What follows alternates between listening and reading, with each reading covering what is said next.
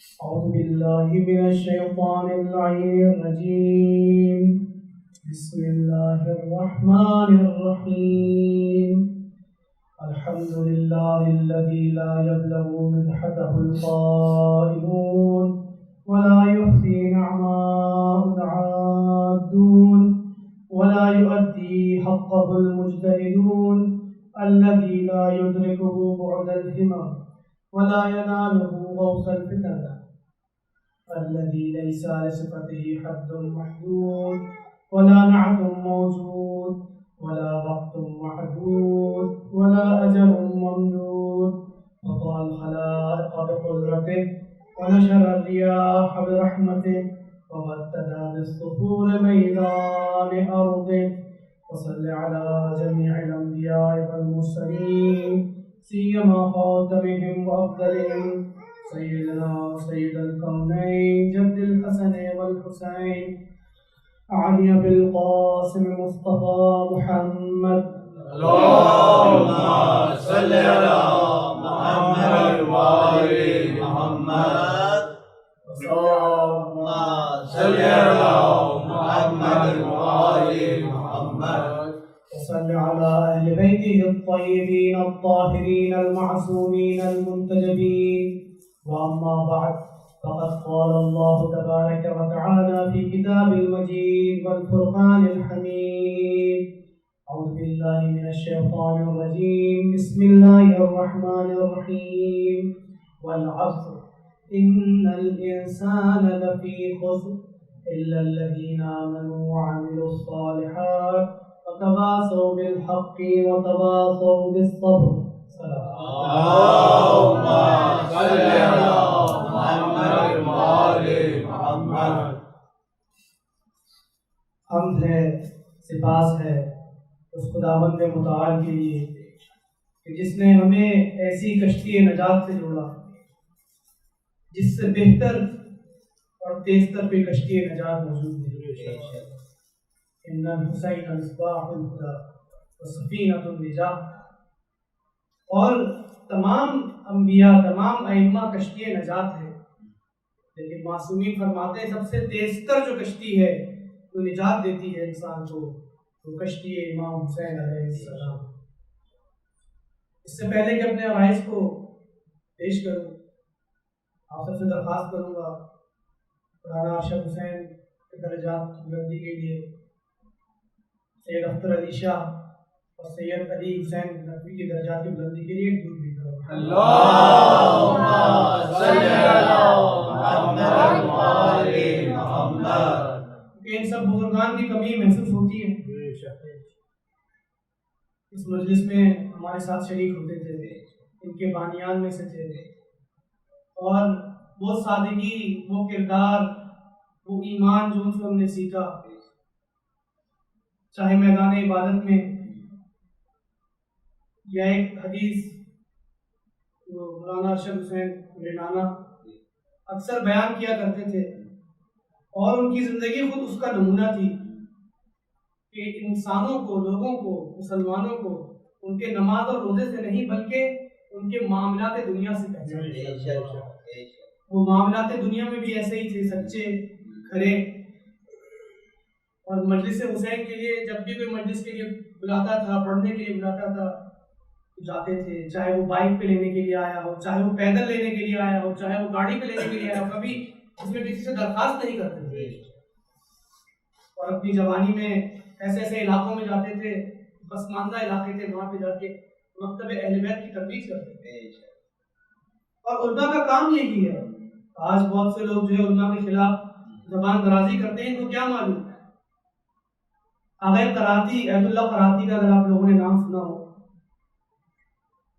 بہترین مفسر قرآن ہے، اور ان کے قرآن کے اوپر درس آتے ہیں. بیان کر رہے تھے کہ لوگ جو ہے تبلیغ کے لیے جب جاتے ہیں تو کہتے ہیں کوئی اچھا شہر مل جائے، کوئی بڑی مجلس مل جائے، کہتے ہیں لیکن ہونا ہی چاہیے کہ ایسی جگہ پہ جائیں جہاں پہ پسماندہ علاقہ ہے، جہاں پر دین کا پیغام ابھی تک پہنچا نہیں ہے. مزاحن بتا رہے تھے کہ میں ایک علاقے میں گیا، پسماندہ علاقہ تھا، اور وہاں پہ کوئی رہنے کی جگہ نہیں تھی، تو میں مسجد کے اندر داخل ہو گیا. ابھی پہنچا تھا، بارش ہو رہی تھی، اور سردی بھی لگ رہی تھی. میں نے کہا کیا کروں؟ آیت اللہ مشکینی کا اگر آپ لوگوں نے نام سنا ہو, انتقال فرما گئے. آیت اللہ یہ بھی آیت اللہ وہ بھی آیت اللہ, کیسے تبلیغ کی ہے انہوں نے بتایا.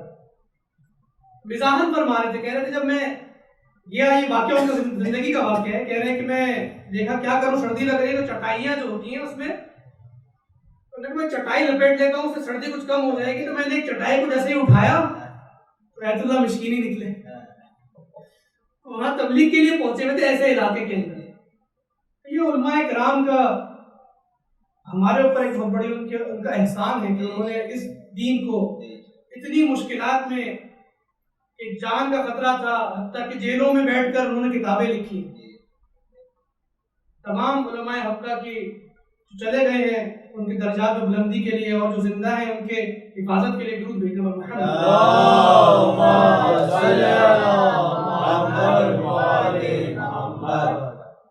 مولانا ارشد حسین کی زوجہ کی صحت و سلامتی کے لیے بار دیگر سلام.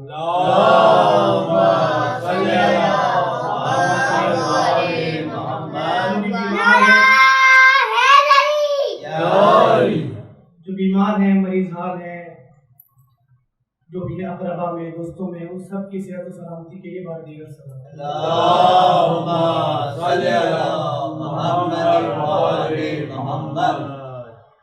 تو ان 10 دنوں میں ہمارا موضوع یہ تھا ایمان روح اسلام, اور کوشش یہ ہے کہ ان 10 دنوں میں ہمارے ایمان میں بھی اضافہ ہوتا چلے جائے اور اس کے بلندتر درجات پہ ہم پہنچتے چلے جائیں.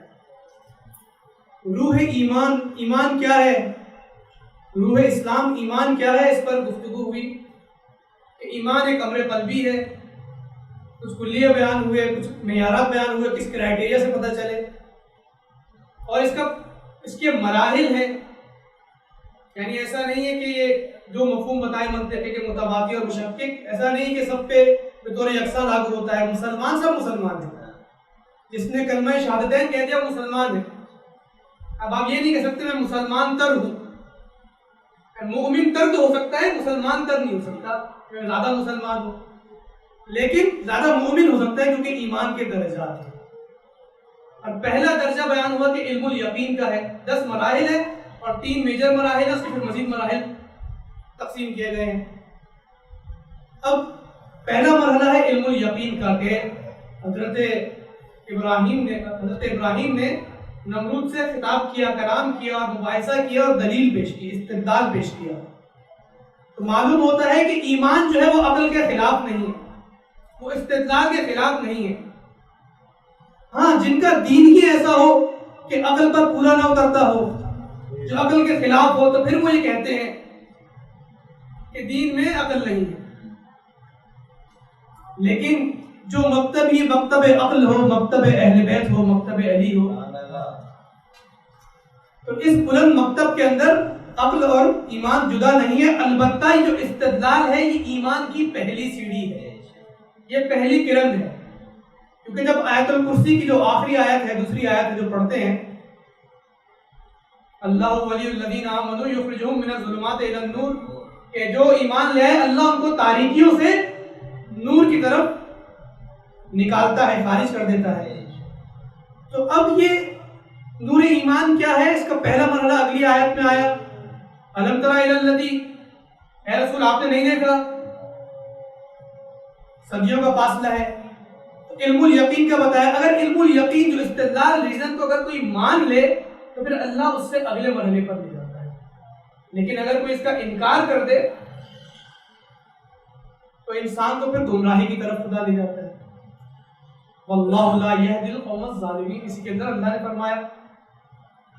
اب اس پہ یہ بتایا کہ لوگ انکار کیوں کرتے ہیں, تعصب کی وجہ سے, جہل کی وجہ سے, جہالت کی وجہ سے.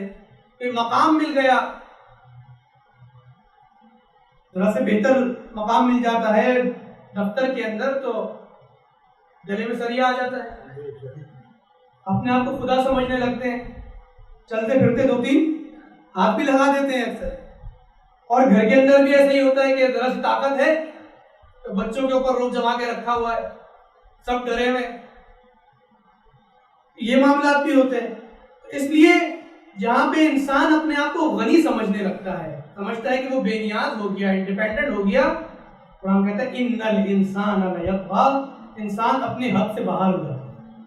ان رآہ استغنی، جب وہ اپنے آپ کو غنی سمجھنے لگتا ہے.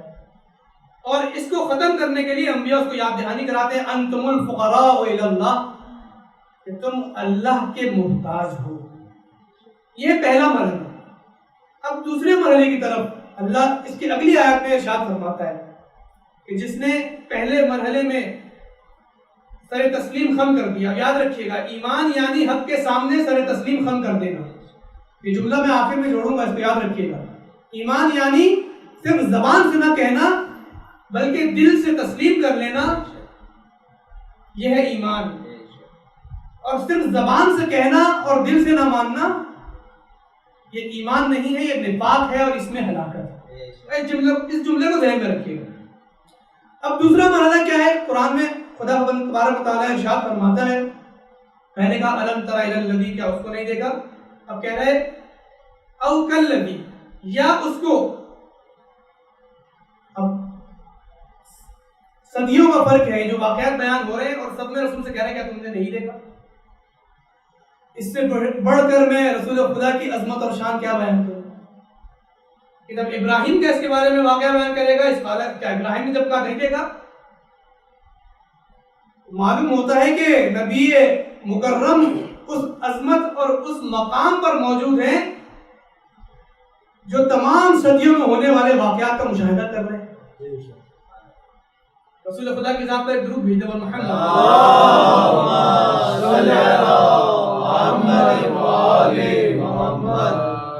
اب اللہ نے استدلال کے ذریعے جب بیان کر دیا، فرما رہے او کالذی مر علی قریۃ خاویۃ علی عروشها، اس کو نہیں دیکھا کہ جب وہ گزر رہا تھا ایسے قریے سے، گاؤں سے جس کی دیواریں چھتوں کے اوپر گری ہوئی تھی. یہ سمجھنے والی بات ہے کہ دیواریں چھتوں پہ کیسے گری تھی؟ چھت گرتی ہے، دیواریں چھتوں پہ گری ہوئی تھی. یعنی اتنی بری حالت تھی اس قریے کی کہ پہلے چھتیں گری، سب سے پہلے چھتیں گرتی ہیں، جب زیادہ عرصہ گزرتا ہے پھر دیواریں گرتی ہیں. تو اتنا عرصہ بیت کیا تھا کہ پہلے چھتیں گری اور پھر دیواریں گری، اور وہاں کے جو رہنے والے تھے وہ مر چکے تھے، ان کے جسم کے اعضاء پڑے ہوئے. جب انہوں نے یہ دیکھا، روایات میں ان کا نام عزیر تھا، عزیر نبی تھے، اس طرح جسم ٹکڑے ٹکڑے ہوا ہے اور یہ پورا قریہ جو ہے تباہ و برباد ہو چکا ہے. فرمایا قال انا یحیی ہذہ اللہ بعد الموت، کہ اللہ ان کو مرنے کے بعد کیسے زندہ کرے گا.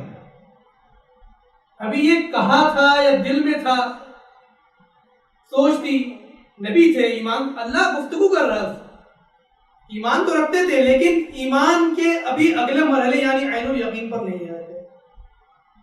ابھی انہوں نے اتنا جملہ دل میں ہی کہا تھا، اور اللہ تو وہ ہے جو نیتوں کو جان لیتا ہے. فَأَمَاتَهُ اللَّهُ، اللہ نے ان کو مار دیا، موت دی. مِئَةَ عَامٍ، 100 سال تک اللہ نے ان کو موت دے دی. اس کے بعد فَبَعَثَهُ، ان کو زندہ کیا، اور اب ان سے پوچھا، قال، اللہ نے ارشاد کیا، کم لبثت، کہ تم کتنے عرصے یہاں پہ تم نے قیام کیا یا کتنا توقف کیا، کتنا وقت کیا. تو کہنے لگے کہ قال لبثت یوما او بعد یوم، ایک دن میں نے یہاں پہ قیام کیا ہوا یا ایک دن کا کچھ حصہ. جب یہ کہا تو پھر اللہ کا ارشاد ہوا، قال بل لبثت 100 عام، نہیں تم نے یہاں پہ 100 سال قیام کیا. اور اب اللہ کہتا ہے انظر الی طعامک وشرابک، اپنے کھانے اور پینے کی طرف دیکھو، لم یتسنہ، اس میں ذرہ برابر تبدیلی و تغیر نہیں ہے. اب یہ شراب پینے کی بات ہو رہی ہے، پینے کی چیز کو شراب کہا جاتا ہے. اب جو لوگ پیتے ہیں اور ان چیزوں کے قائل ہیں وہ قرآن میں سے بھی ایسی باتیں نکالیں گے، دیکھو قرآن میں لکھا ہوا ہے. تو جو پانی پینے کا تھا اور کھانا تھا اس کی طرف دیکھو کہ اس میں ذرہ برابر تبدیلی نہیں ہے. انظر الی حمارک، اور جو تمہاری سواری ہے جو گدھا ہے اس کی جانب دیکھو. اور ہم تم کو عوام کے لیے نشانی بنائیں گے اور اب اس کی ہڈیوں کی طرف دیکھو، گدھے کی ہڈیاں پوری ٹوٹ چکی تھی، گوشت تو پہلے ہی کیڑے مکوڑے کھا چکے تھے، سب ختم ہو چکا تھا، ہڈیاں ٹوٹ چکی تھی، اور کہا اب اس گدھے کی طرف دیکھو، اس کی ہڈیوں کی طرف دیکھو، انظر الی العظام ننشزها، کہ کیسے ہم اس کو جوڑیں گے اور پھر اس کے اوپر کیسے گوشت چڑھائیں گے، اور دیکھتے ہی دیکھتے وہ گدھا جو ہے وہ زندہ ہو گیا۔ یہ اللہ تعالیٰ کی قدرت کے کرشمے ہیں کہ 100 سال تک نبی دنیا سے چلے گئے، حضرت عزیر وہاں پر رہے، گدھا جو ہے وہ سیدھا ہو گیا، کھانا جو ہے وہ اپنی جگہ پر باقی رہا، نہ کھانا کسی اور چیز میں بدلا، نہ گدھا کسی اور چیز میں بدلا، توجہ ہے، اور نبی بھی اپنی جگہ پر قائم رہے۔ تو جو جس حال میں ہوگا اس کو اللہ اس حال میں اٹھائے گا، چاہے وہ کسی کے ساتھ بھی دفن ہو۔ اب یہ ایک مقام ہے، اللہ تبارک و تعالیٰ نے یہ بتایا کہ عین الیقین کیا ہے، ان کو دکھایا۔ اب یہ ایک مرحلہ ہے، یہ مقام ہے، تم بھیجو محمد اللہم صلی علی محمد وآلِ محمد۔ اب یہ جو عین الیقین ہے، انسان جب استدلال اور دلائل کو سنتا ہے، اگر اس کو تسلیم کر لے، صحیح دلائل کو صحیح تسلیم کر لے تو اگلے مرحلہ نصیب ہوتا ہے۔ اور یہ عین الیقین اگر انسان چاہے تو غور کرے کہ یہ جو بنجر زمینیں ہیں یہ کیسے زندہ ہوتی ہیں۔ یہ اگر آپ پاکستان میں تھرپارکر کی زمین کو ہی دیکھ لیں، آپ بارش سے پہلے دیکھیں بالکل بنجر ہوتی ہے، اور بارش کے بعد دیکھیں اتنی ہریالی ہوتی ہے کہ آپ کو لگے گا ممکن ہی نہیں ہے۔ بہت سے لوگ گھومنے جاتے ہیں وہاں پہ، یہ کیسے زندہ ہوتا ہے، زمین کیسے زندہ ہوتی ہے۔ بہت سے لوگ کھیتی باڑی کرتے ہیں تو وہ سمجھتے ہیں شاید وہ بو رہے ہیں، وہ اگا رہے ہیں۔ اللہ فرماتا ہے تم نہیں اگا رہے، تم تو بیج کو صرف ڈالتے ہو مٹی، اگاتے تو ہم ہیں، زندہ تو ہم کرتے ہیں۔ انسان صرف اپنے اوپر اگر توجہ کر لے، کتنی عظیم پروڈکٹ ہے انسان، کہ دنیا میں تمام کارخانے بھی مل کر ایک انسان جیسی پروڈکٹ نہیں بنا سکتے۔ انسان تو کیا اس کی ایک آنکھ نہیں بنا سکتے۔ اس انسان کی آنکھ کے اندر جو اعصاب ہیں، اس کی رگیں ہیں، اگر اس کو صرف کھول لیا جائے تو وہ اتنی زیادہ ہے کہ زمین سے چاند تک آپ متصل کر سکتے ہیں۔ اور اگر دل پہ نگاہ ڈالیں تو یہ دل ایک دن میں 1,00,000 مرتبہ دھڑکتا ہے، اور یہ ہر منٹ میں آپ کا 5.5 لیٹر خون جو ہے وہ کھینچتا ہے، دوبارہ واپس بھیجتا ہے۔ اور اگر صرف انسان کا ڈی این اے کھول دیا جائے تو سائنسدان کہتے ہیں یہ اتنا طویل ہے کہ 16 بلین کلومیٹر، یعنی آپ زمین سے پلوٹو جو سب سے دور ترین سیارہ ہے وہاں تک جائے اور واپس آئے، اتنا طویل ہے۔ ایک انسان کے اندر اتنی چیزیں موجود ہیں، اور آج دنیا کی تمام یونیورسٹیاں انسان کے دماغ پر تحقیق کر رہی ہیں اور نئے راز منکشف کر رہی ہیں۔ اب جو انسان اپنے آپ کو بھی پہچانتا نہیں ہے وہ اپنا خالق کیسے ہو سکتا ہے؟ تو خود ہی سے بن گیا، ایوولوشن خود ہی سے ہو رہا ہے، اتنا پیچیدہ نظام خود ہی سے کیسے ہو رہا ہے؟ اور یہی وہ نعمتیں جو اللہ نے قرآن میں اور ائمہ نے ہمیں یاد دہانی کروائی ہے، اور اتنے عجوبہ اور اتنی عجائب ہے خود انسان کے اندر۔ انسان کے معدے کے اندر جو ایسڈ ہے جو کھانے کو ہضم کرتی ہے، وہ اگر لوہے پہ ڈال دی جائے لوہا پگھل جائے، لیکن وہ آپ کے معدے کے اندر ہے، آپ کو نقصان نہیں پہنچائے۔ کیا شان ہے پروردگار کی! اس لیے امام حسین دعائے عرفہ کے اندر بتاتے ہیں کہ اللہ تو نے یہ آئیبروز کو کیوں بنا کہ یہاں سے جب پسینہ آتا ہے تو آنکھوں میں نہ جائے بلکہ کناروں میں چلا جائے۔ یہ جو آنکھیں ہیں، آنکھوں کے اندر پانی ہے، اگر یہ پانی نہ ہو، یہ رطوبت نہ ہو تو انسان جب آنکھیں بند کرتا ہے کھولتا ہے، اس کی جو استحقاق ہے، جو فریکشن ہے، اس سے آنکھیں جلنا شروع ہو جائے۔ ایک ایک نعمت کو امام نے گنوایا ہے، اور پھر امام کہتے ہیں یہ جملے محسوس کرنے والے جملے ہیں کہ اے اللہ تیری نعمتوں کا شکر ہے کہ تو نے مجھے سیگانہ تاریکیوں میں خلق کیا، جگہ دی ماں کے پیٹ میں، اور گوشت اور خون کو میرا گھر بنایا۔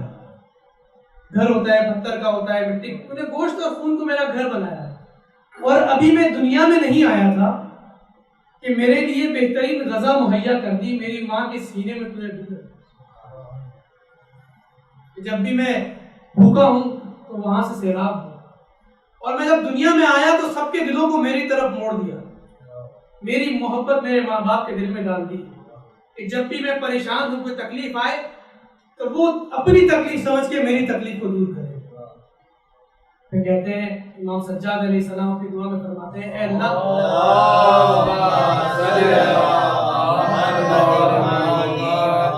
دعائے معوذہ شماری میں کہ اے اللہ تیرا شکر ہے کہ میں تجھے جب پکارتا ہوں تو جواب دیتا ہے، گرچہ جب تو مجھے پکارتا ہے تو میں سستی کرتا ہوں، تجھ سے جب میں مانگتا ہوں تو مجھے عطا کرتا ہے، لیکن جب تو مجھ سے مانگتا ہے، اپنے دیے ہوئے سے مانگتا ہے، قرض مانگتا ہے، تو میں بخیل بن جاتا ہوں۔ ایسا خدا کہاں ملے گا کہ آپ جب چاہیں اس کو پکار سکیں، جب چاہیں اس کو بلائیں یا اس سے بات کریں۔ عین الیقین، جب انسان ان چیزوں کو دیکھتا ہے، ابھی آپ کے سامنے موجود ہے، اس کو پھر خدا نظر آتا ہے۔ اس لیے امام حسین علیہ السلام دعائے عرفہ میں فرماتے ہیں،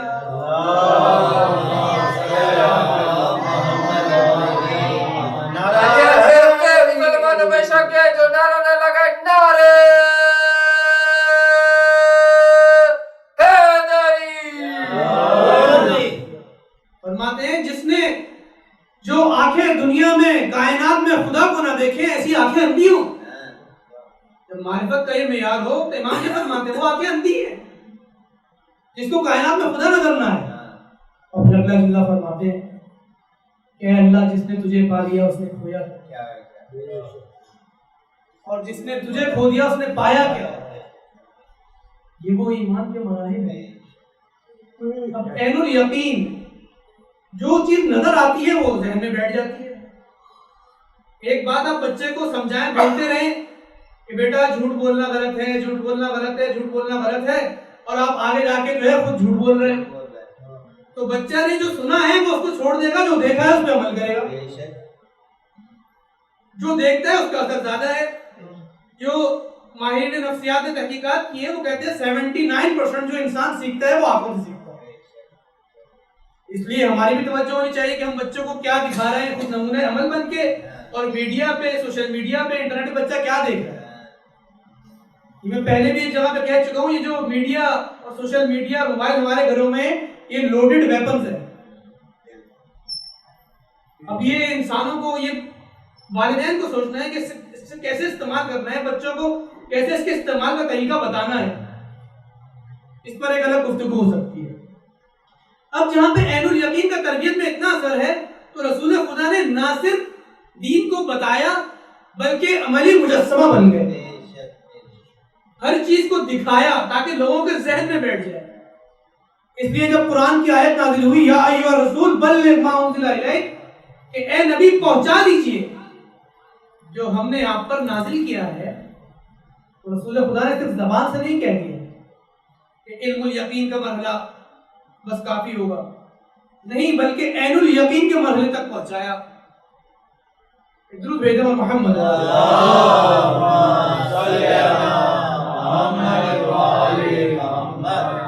عین الیقین کے مرحلے تک پہنچایا کہ جو پیچھے رہ گئے ہیں ان کو آنے دو، اور جو آگے چلے گئے ہیں ان سے واپس لوٹ آئیں۔ وہ نبی جو رحمت للعالمین ہے، کسی کو زحمت نہیں دینا چاہتے، یہ اتنا اہم موقع ہے کہ کہہ رہے واپس بلاؤ اور تبتی گھر بھی میں ان کا انتظار کرو، کیونکہ علم الیقین سے عین الیقین میں بدلنا ہے۔ اس کو صرف اتنا ہی نہیں بلکہ پالان کا ممبر بنایا جائے، اور صرف ممبر ہی نہیں بلکہ لوگوں کو معین کیا جائے جو رسول کی آواز کو تکرار کر کے وہاں تک پہنچائیں گے۔ اور پھر جب ایک طویل خطبہ ارشاد فرمایا، 1,00,000 سے اوپر کا مجمع ہے، اس خطبے کے اندر فرمایا کہ میں بھی باقی انبیاء کی طرح نبی ہوں، آخری نبی ہوں، اور میں بھی جلد تمہارے درمیان نہیں رہوں گا، اور تمہارے درمیان دو گران بہا چیزیں چھوڑ کے جا رہا ہوں، میرے کتاب اور میرے اہل بیت۔ اس کے بعد فرمایا کہ کیا، پہلے فرمایا اللہ مومنین کی جانوں پر ولی ہے، یعنی اللہ ہے جو لوگوں کی جانوں پر، لوگوں پر اتھارٹی رکھتا ہے۔ اور پھر سوال کیا، پہلے قرآن کی آیت پڑھی کہ انبیاء جو ہے وہ لوگوں کی جانوں پر اتھارٹی رکھتے ہیں، ولی ہیں، ولی کے معنی اتھارٹی کے، لیڈر کے، سرپرست کے۔ سب نے کہا یا رسول اللہ بالکل رکھتے ہیں۔ تو اب رسول خدا نے یہ نہیں کہا کہ من کنت مولا فاذا علی، فوراً نہیں کہہ دیا، بلکہ کہا کہ یہ علم الیقین کو عین الیقین میں بدلنا ہے۔ تو علی کو بلایا اور ہاتھوں کو بلند کر کے کہا من کنت مولا فاذا علی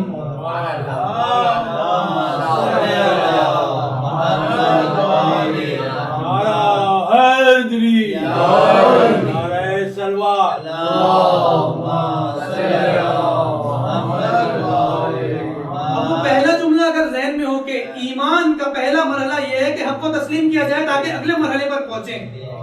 صرف زبان سے کہہ دینا کافی نہیں ہے، اگر کسی نے صرف زبان سے کہہ دیا بخن بخن اور عمل میں اطاعت نہیں کی تو وہ ہلاک ہو گیا، اور کہتا بھی رہا کہ میں ہلاک ہو گیا۔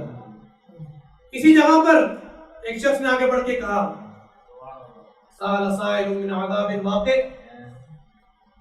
یہ جب عین الیقین میں رسول خدا نے بدل دیا تو اب بھی اس کا انکار کرنا چاہا اور کہنے لگے کہ کیا یہ جو فیصلہ آپ نے سنایا ہے کہ آپ کے بعد اب علی کی اطاعت کرنی ہے، لگتا ہے پہلے اطاعت سے تھکے ہوئے تھے۔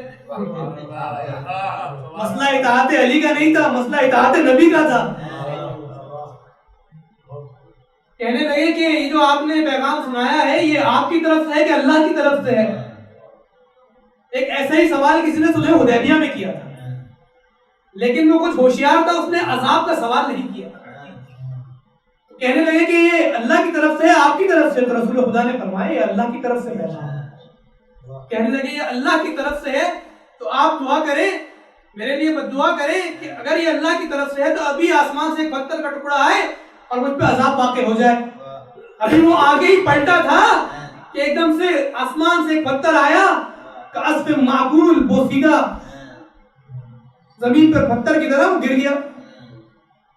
اب ایک اگلا جملہ غور کیجئے گا کہ جب ایمان کا انکار کیا اس نے، عین الیقین کا انکار کیا تو وہ ہلاک ہو گیا۔ اور میں ایک جملہ مولا علی کی شان میں کہنا چاہوں گا کہ اللہ یا تو کعبے کی حفاظت کے لیے کنکریاں پھینکتا ہے یا مولود کعبہ کی حفاظت کے لیے۔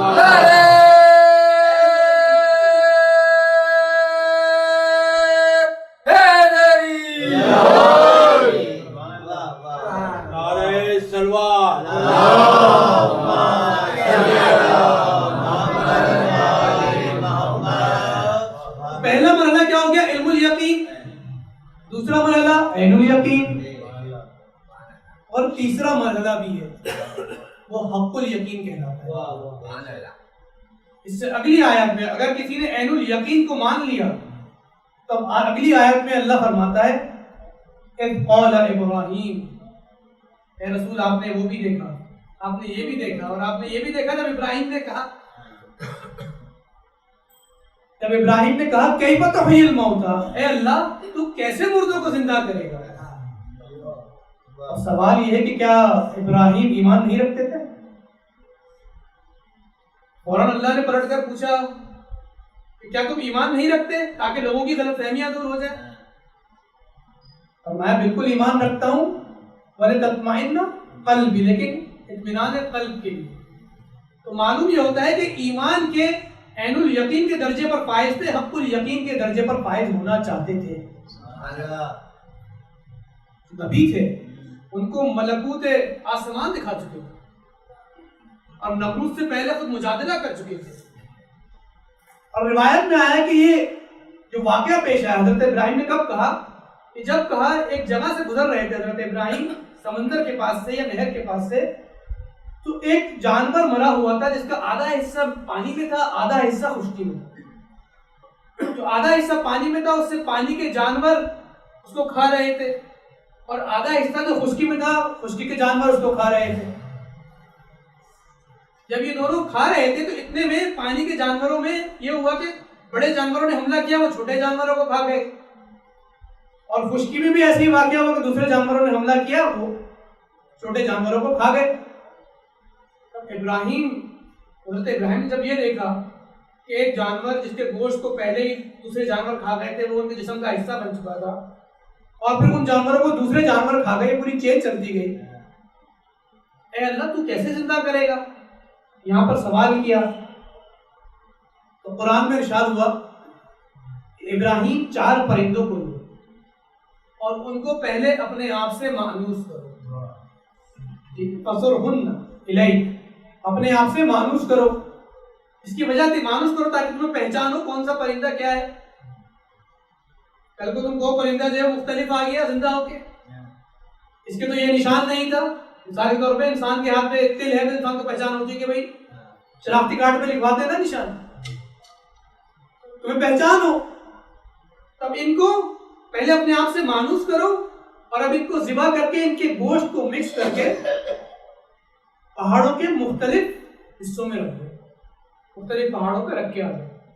اب یہاں پہ بہت سے لوگ جو معجزوں کا انکار کرتے ہیں اور ان کو معجزے برداشت نہیں ہوتے، انہوں نے کہا کہ ذبح تو کیا ہی نہیں تھا، بس اتنا کہا تھا مانوس کرو اور پہاڑوں پہ رکھ دو، آواز دو گے وہ آ جائیں گے تمہارے پاس چلتے ہوئے، تو یہ تمثیل ہے۔ اس کے لیے میں اتنا کہوں گا کہ اس سے پہلے والی آیات ہی بتا رہی ہیں کہ سب کو سیاق بتا رہا ہے کہ کیا کہنا چاہ رہا ہے، یہ تمثیل و تشبیہ نہیں ہے۔ جب حضرت ابراہیم نے رکھ دیا تو حضرت ابراہیم علم الیقین اور عین الیقین کے درجے پر فائز تھے، اب حق الیقین کے درجے پر فائز ہونا چاہتے تھے، یعنی وہ مظہر صفات محیی بننا چاہتے تھے کہ میں زندہ کر کے دیکھوں۔ اب اللہ نے کہا ابراہیم ان کو بلاؤ۔ جب حضرت ابراہیم نے ان کو آواز دی وہ پرندے زندہ ہو کر چلتے ہوئے حضرت ابراہیم کی طرف آ گئے۔ تو حضرت ابراہیم نہ صرف عین الیقین پر فائز تھے، اس مقام پر پہنچے کہ ان کے کہنے سے پرندے زندہ ہو گئے، اور نبی نے اپنے ساتھ مانوس کیا تھا، جیسے ہی زندہ ہوئے تو زندہ کی نشانی یہ ہے کہ مانوس کیا ہے، وہ دوڑتے ہوئے آ گئے۔ لیکن کچھ لوگ ایسے بھی تھے کہ نبی نے ان کو 10 سال اپنے ساتھ مانوس کیا، اور مشکل وقت میں جب نبی ان کو پکارتے رہے وہ نبی کو چھوڑ کر بھاگا۔ ان کے لیے میں اتنا کہوں گا کہ جو زندہ ہوتا ہے نبی پکارتا ہے تو نبی کی طرف بھاگتا ہوا آتا ہے، اور جب نبی پکارے نبی کو چھوڑ کر چلے جائے وہ زندہ نہیں ہوتا، وہ چلتی پھرتی لاشیں ہوتی ہیں۔ نعرہ حیدری، درود بھیج دو محمد۔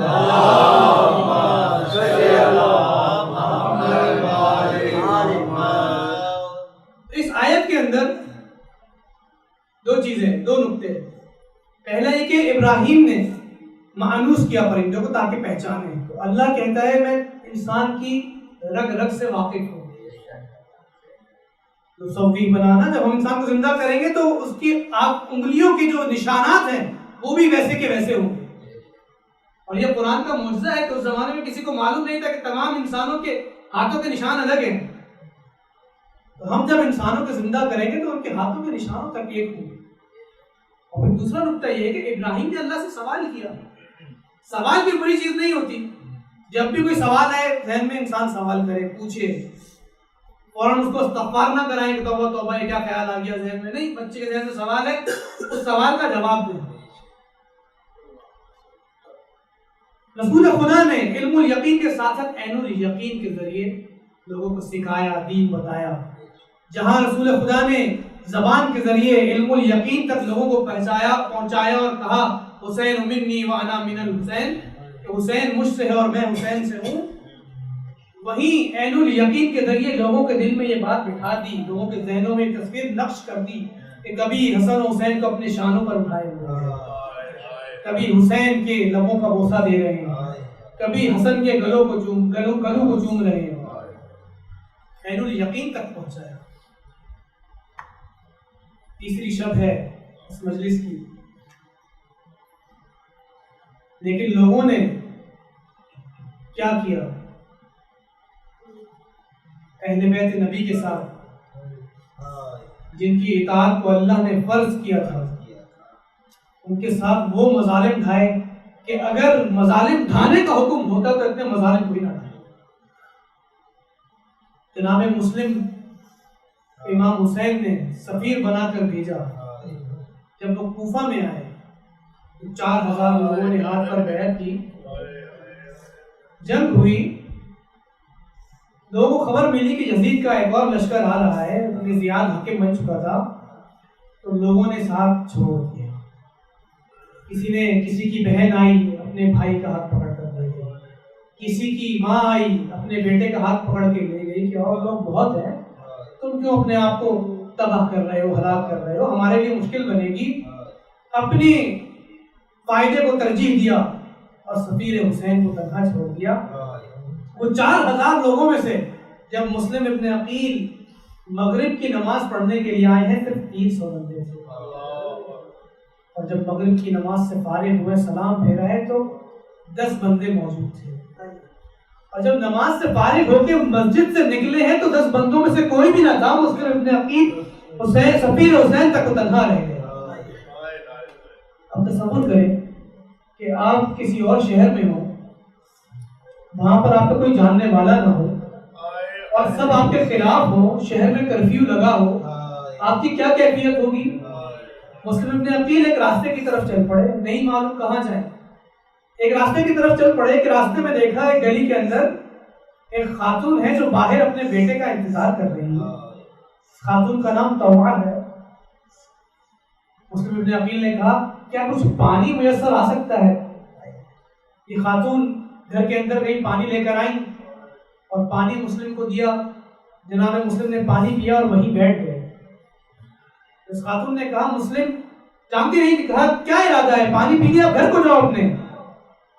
جناب مسلم نے ایک جملہ کہا ہے جو دل چیر دیتا ہے، فرماتے ہیں جس کا کوئی گھر ہوتا ہے وہ گھر کو جاتا ہے، اس کے گھر والے ہوتے ہیں وہ اپنے گھر والوں کے پاس جاتا ہے۔ میرا یہاں پر گھر نہیں ہے، میرے یہاں گھر والے نہیں ہیں۔ تو پوچھنے لگی آپ کون ہیں؟ کہنے لگے میں مسلم ہوں، میں سفیر حسین ہوں۔ یہ سن کر حیران و پریشان رہ گئی، آپ سفیر حسین، آپ کو آقا حسین نے بھیجا ہے، ایسے تک تو تنہا گلی میں بیٹھ۔ یہ سننا تھا، گھر میں دعوت دی، گھر میں دعوت دی، کمرہ تیار کیا، قالی بچھایا۔ جب اس خاتون کے بیٹے کو خبر ہوئی، لالچ کی وجہ سے جا کر ابن زیاد کے دربار میں بتا دیا مسلم یہاں پر تنہا ہے، دشمن نے حملہ کیا۔ جب دشمن نے حملہ کیا، گھوڑے کی ٹاپوں کی آواز آئی، مسلم ابن عقیل اس خاتون کے گھر سے باہر آ گئے کہ کہیں اس خاتون کے گھر کی حرمت پامال نہ ہو۔ میں کہوں گا مسلم آپ عصر عاشور ہوتے ہیں، دیکھتے ہیں حرم اہل بیت کی حرمت کیسے پامال ہوئی، کیسے لوگ نیزے لے کر خیموں میں داخل ہو گئے، کیسے خیام کو آگ لگا دی گئی۔ جناب مسلم نے جنگ کی، زخمی ہوئے، ایک دھوکے سے جناب مسلم کو گرفتار کیا۔ جب لے کر آئے ہیں تو شخص نے کہا، دربار میں لے کر آئے، ابن زیاد کو کہا، ابن زیاد کی طرف اشارہ کر کہا امیر کو سلام کرو۔ جناب مسلم نے کہا میرا امیر حسین ہے، میں اپنے زیاد کو سلام نہیں کروں گا، یہ ظالم و فاجر انسان ہے۔ وہاں پر ایک کوزہ پڑا تھا، پانی تھا اس میں۔ مسلم ابن عقیل نے، ظاہر ہے جب انسان کے جسم سے خون چلا گیا، جن لوگوں کے جسم سے جب خون چلے جاتا ہے، اگر آپ کے ساتھ گزرا ہو، تجربہ ہوا ہو، تو بہت شدید پیاس لگتی ہے۔ شدید پیاس میں تھے، کہا کہ کچھ پانی اس کوزے سے دے دیا جائے۔ تو ایک شخص نے کہا تمہیں یہ پانی میسر نہیں آئے گا، تم جہنم میں جاؤ گے۔ مسلم ابن عقیل نے کہا تم جہنم میں جانے کے سزاوار ہو، ہمیں کہتے ہو جہنم میں جاؤ گے؟ اتنے میں ایک شخص کو ترس آ گیا، رحم آ گیا، اپنے غلام سے کہا کہ ان کو پانی دے۔ اب مسلم نے عقیل کے سامنے جب پانی پیش کیا گیا تو دہن اقدس سے خون جاری تھا، جیسے پانی پینا چاہا خون پانی کے اندر گیا، دوبارہ پانی لے کے لیا، جب پانی پینا چاہا خون پانی کے اندر گر گیا۔ مسلم نے عقیل نے پانی کو گرا دیا، جب تیسری دفعہ پانی دیا گیا خون پانی کے اندر گرا۔ مسلم ابن عقیل نے کہا کہ یہ ہمارے لیے روزی نہیں ہے، لگتا ہے یہ میری روزی میں نہیں ہے کہ میں پانی پیوں۔ اور یہ شہدائے کربلا کی ایک خاص خصوصیت تھی کہ جو بھی شہید ہوا، چاہے کربلا سے پہلے شہید ہوا یا کربلا کے ساتھ شہید ہوا یا کربلا کے بعد شہید ہوا، وہ پیاسا شہید ہوا۔ اب مسلم ابن عقیل کو جب دارالامارہ کی چھت پہ لے جایا جا رہا تھا کہ ان کو وہاں سے پھینک دیا جائے اور قتل کر دیا جائے، گرایا جائے، دارالامارہ کی چھت 3 منزلہ چھت تھی۔ جب راستے میں لے کر جا رہے ہیں مسلم ابن عقیل کو، تو مسلم ابن عقیل کی آنکھوں سے آنسو ہے۔ ساتھ جلاد لے کر جا رہا تھا، کہنے لگا مسلم تم رو رہے ہو؟ کہنے لگے اللہ کی قسم میں اپنے لیے نہیں رو رہا، میں اپنے آقا حسین کے لیے رو رہا ہوں جو اپنے گھر والوں کے ساتھ اس طرف آ رہے ہیں۔ ہو سکتا ہے مسلم کے دل کی آواز ہو، آقا اس طرف نہ آئے، آقا علی اکبر کو ساتھ نہ لائے، یہاں پر شیعہ تیار ہو رہی ہیں، آقا علی اکبر پر نہ لائے، یہاں پر تیرے سے شعبہ تیار ہو رہے ہیں، آقا اپنے ساتھ ابو الفضل عباس کو نہ لائے، یہاں پر گھڑ تیار ہو رہے ہیں۔ جناب مسلم کو دارالامارہ کی چھت سے نیچے گرا دیا گیا، اور جیسے ہی زمین پر آئے ہیں ان کے سر کو قلم کر کے شہید کر دیا گیا۔ میں کہوں گا مسلم ابن عقیل آپ بہت مظلوم تھے، آپ کی لاش کو گلی گلی پھرایا گیا، لیکن ایک جملہ کہوں گا آقا، جب آپ کو شہید کیا کم سے کم آپ کو جب گلی گلی پھرایا گیا، آپ کے گھر والے یہ منظر دیکھنے کے لیے موجود نہ تھے، لیکن حسین کے جسم اطہر کو جب گھوڑوں کے سبوں کی طرح روندا گیا، زینب دیکھ رہی تھی، سکینہ دیکھ رہی تھی، صدائے بلند تھی، بابا بابا۔